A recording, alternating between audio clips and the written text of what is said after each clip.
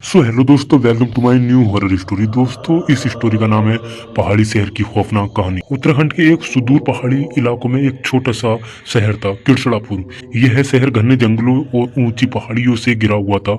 वहाँ की रातें सन्नाटे से भरी होती हैं और एक अजीब सी खामोशी पूरे इलाकों को अपनी गिरफ्त में लेती थी। लोग कहते हैं कि इस शहर में एक पुराना खंडर है जो शापित है।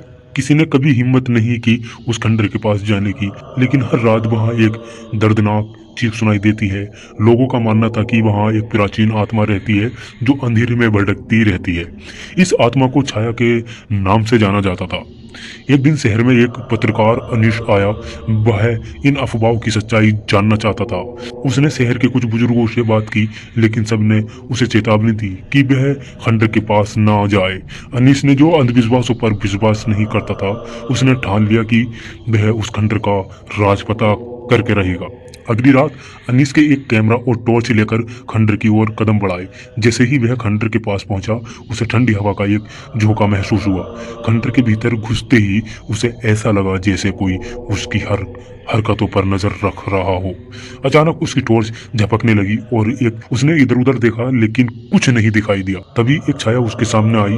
वह छाया एक युवती की आकृति में थी, जिसकी आंखें जलती हुई अंगारे जैसी थी। अनीस के कदम ऐसा हो गए जैसे जमीन ने चिपका लिया हो। वह छाया धीरे धीरे उसके करीब आने लगी और उसने एक गहरी आवाज में कहा, तुमने मुझे क्यों खामखा परेशान किया है?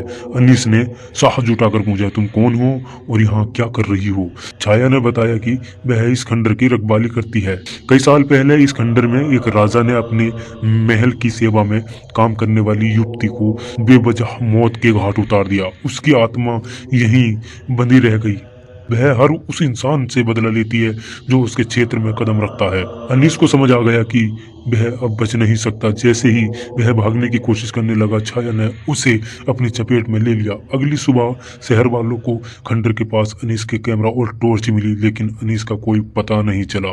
लोग आज भी कहते हैं कि अनीस की चीखें अब भी खंडर में गूंजती हैं और छाया वह अभी भी अपने अगले शिकार का इंतजार कर रही है। तो दोस्तों, अगर आप अगली बार अगर किसी पहाड़ी इलाकों में जाएं तो खंडर हवेली से दूर रहें। दोस्तों, अगर आपको हमारी ये स्टोरी पसंद आई है तो लाइक करिए। तो दोस्तों, फिर मिलते हैं हम किसी नेक्स्ट स्टोरी में। तब तक के लिए बाय बाय।